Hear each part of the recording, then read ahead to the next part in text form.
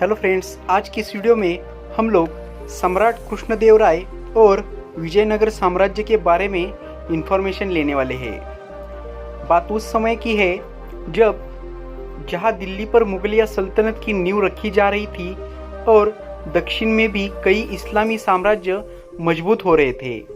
इसी दौरान विजयनगर के रूप में एक ऐसा साम्राज्य फल फूल रहा था जिसने दक्षिण भारत में इस्लामी आक्रांताओं को धूल चटाते हुए उनके प्रसार को रोक दिया।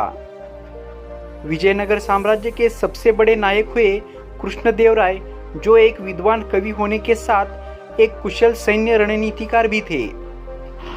उन्होंने खुद कई युद्धों में अपनी सेना का नेतृत्व किया और उन्हें जीत दिलाई। आगे बढ़ने से पहले आपको विजयनगर साम्राज्य और कृष्णदेवराय का परिचय दे देते हैं। वीर नरसिंह ने सन 1505 में तुलु वंश की स्थापना की थी। उन्होंने सालू वंश की समाप्ति करके सत्ता प्राप्त की थी। ये ऐसा काल था जब बहमनी वंश अपना प्रभाव बढ़ाता ही चला जा रहा था। बहमनी, गोलकुंडा और विजापुर, ये तीन बड़े मुस्लिम राज्य विजयनगर को देखना भी नहीं चाहते थे।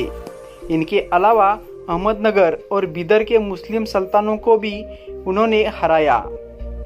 सम्राट कृष्णदेवराय उनके छोटे भाई थे।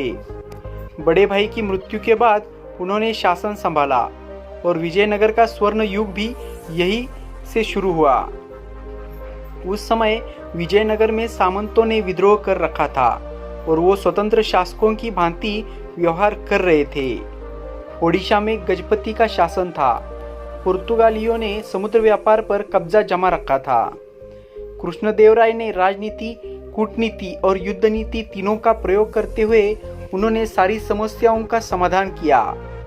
ऑफ इंडिया के एक रिपोर्ट के अनुसार जिस साल उन्होंने सत्ता संभाली उसी साल बहमनी के सुल्तान महमूद शाह ने विजयनगर पर आक्रमण कर दिया। डोनी नामक स्थान पर हुए इस युद्ध में उसे बुरी हार मिली। कोविलकोंडा तक भागती हुई बहमनी सेना का पीछा किया गया। खुद घायल सुल्तान युद्ध से भाग खड़ा हुआ। इसके बाद हुए युद्ध में बीजापुर का सुल्तान यूसुफ आदिल शाह मारा गया। उस समय विजयनगर के आसपास के इस्लामी साम्राज्यों में एकता नहीं थी और अधिकतर आपस में ही लड़ रहे थे। बीजापुर साम्राज्य की स्थापना भी बहमनी से स्वतंत्र होकर ही की गई थी। गुलबर्गा क्षेत्र पर यूसुफ आदिल शाह का शासन था, जिसने बहमनी के सुल्तान महमूद शाह को बंदी बना रखा हुआ था। कृष्णदेवराय ने बीजापुर पर आक्रमण कर बहमनी के सुल्तान को मुक्त करके उसे फिर से गद्दी पर बिठाया, जिस कारण उन्हें यवन राज्य प्रतिष्ठापनाचार्य भी कहा गया।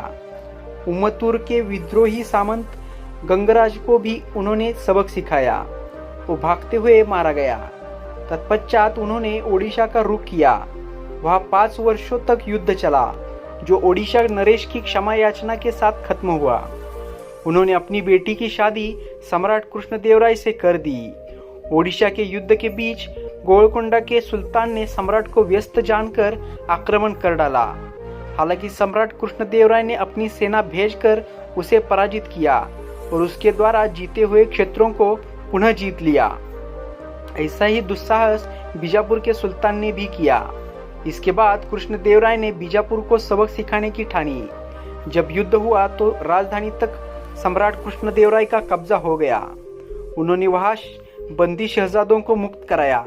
इस तरह तीनों मुस्लिम राज्यों को जीतकर उन्होंने विजयनगर की प्रभुता को स्थापित करने का कार्य किया। उन्होंने गुलबर्गा के किले को भी ध्वस्त कर दिया।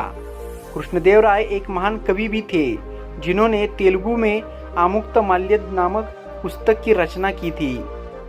हालांकि उन्होंने पुर्तगालियों के साथ कूटनीति से काम लिया और उनसे युद्ध करने से वो बचते रहे। इसका कारण यह था कि पुर्तगाली अरबों के दुश्मन थे। पुर्तगालियों ने उन्नत नस्ल के घोड़े विजयनगर को दिए थे, जिनसे युद्ध में उनका पलड़ा इस्लामी साम्राज्यों के ऊपर भारी हो जाता था। सम्राट कृष्णदेवराय ने कई बड़े मंदिरों का निर्माण कराया। उनके दरबार में कई कवि और विद्वान थे। उन्होंने कला को संरक्षण दिया। देश विदेश से नाटककार वहां आते थे। सम्राट कृष्णदेवराय ने मदुरई में स्थित सुंदरेश्वरी और मीनाक्षी मंदिर को बड़ा दान दिया। उन्होंने जाम्बवती कल्याणम नामक पुस्तक भी लिखी है। उन्होंने 2 दशक तक विजयनगर पर शासन किया। उस दौरान पुर्तगाली घोड़ा व्यापारी डोमिंगो पीस उन्हीं के राज्य में रहता था। उसने उनके बारे में कई बातें लिखी है, जिससे सम्राट कृष्णदेवराय के मजबूत व्यक्तित्व और प्रभाव का पता चलता है। उनके बारे में पुर्तगाली व्यापारी ने लिखा है कि वो शारीरिक रूप से एकदम फिट थे। वो तड़के सुबह उठ जाते थे और कई घंटों तक व्यायाम करते थे, घुड़सवारी करते थे और तलवारबाजी का भी कड़ा अभ्यास करते थे। उनके व्यवहार ऐसा होता था कि जो उनसे मिलने आता वो उनसे प्रेरणा पाता था और प्रभावित हो जाता था। उन्होंने हम्पी में विरूपाक्ष मंदिर बनवाया। उन्होंने पूर्व में अपने अभियान की सफलता के बाद कृष्णा स्वामी मंदिर का निर्माण करवाया। हजारा रामास्वामी मंदिर के निर्माण का श्रेय भी उन्हें ही जाता है। रुक्मिणी और पांडुरंगा की जहाँ पूजा होती है, उस विट्ठल मंदिर को हिंदू धर्म और कला के क्षेत्र में सम्राट कृष्णदेवराय का सबसे बड़ा योगदान माना जाता है। संत व्यासराज की प्रेरणा से उन्होंने इसका निर्माण करवाया। दक्षिण भारत के कई मंदिरों में उन्होंने गोपुरम का निर्माण कराया। आज भले ही हम्पी वीरान पड़ा हो और इस्लामी अत्याचार का सबूत देता हो, लेकिन यह स्थल सम्राट कृष्णदेवराय के समय इतना विकसित हो गया था कि विदेशी यात्रियों ने इसकी तुलना रोम से की थी। उन्होंने ग्रेनाइट से भगवान नरसिंह की एक विशाल मूर्ति का निर्माण भी करवाया। कृष्ण भट्ट द्वारा बनवाई गई ये मूर्ति 6.7 मीटर की है। हालांकि सन 1565 के तालकोटा युद्ध में इस मूर्ति को बड़ा नुकसान पहुंचाया गया था। तिरुपति मंदिर में राजा कृष्णदेवराय की गहरी आस्था थी। उन्होंने वहां के मंदिरों को बड़ा दान भी दिया। उन्होंने न सिर्फ मंदिर बल्कि कई उद्यान, तालाब और बांध भी बनवाए। किसानों की सहायता के लिए कई विकास कार्य किए। सम्राट कृष्णदेवराय बड़े दयालु भी थे और अपने घायल सैनिकों की देखभाल की व्यवस्था भी करते थे। साहसी इतने कि उदयगिरी किले के युद्ध में जब पहली पंक्ति टूट गई तो दूसरी पंक्ति का नेतृत्व कर रहे राय ने सैनिकों का मनोबल ऐसा बढ़ाया कि वो दुश्मन पर टूट पड़े और युद्ध में विजयी मिली। रायचूर नामक समृद्ध स्थान को लेकर बीजापुर से हुए युद्ध में उनकी रणनीतियां तारीफ के काबिल रही है। रायचूर के युद्ध में उन्होंने लड़ाई के समय ऐसा बाजा बजवाया था कि पुर्तगालियों ने लिखा है कि आसमान जमीन पर गिर पड़े। रायचूर के किले पर कब्जा करने आई बीजापुर की फौज को उन्होंने ऐसा खदेड़ा कि इस्लामी फौजियों को कृष्णा नदी में कूद जाना पड़ा। विजयनगर की सेना ने उनका पीछा किया और उनके बीच अपने प्रति भयंकर डर बिठाया। पुर्तगालियों ने लिखा है कि वो युद्ध में जीत के बाद तबाही मचाने में विश्वास नहीं रखते थे। तो दोस्तों, ये थी सम्राट कृष्णदेवराय की और विजयनगर साम्राज्य की कहानी।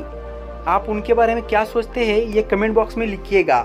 साथ ही वीडियो पसंद आया तो वीडियो को लाइक कीजिए, शेयर कीजिए और अपने चैनल को सब्सक्राइब करना ना भूलिए। जल्द ही मिलते हैं फिर एक ऐसे इंटरेस्टिंग वीडियो के साथ। तब तक के लिए जय हिंद, जय भारत।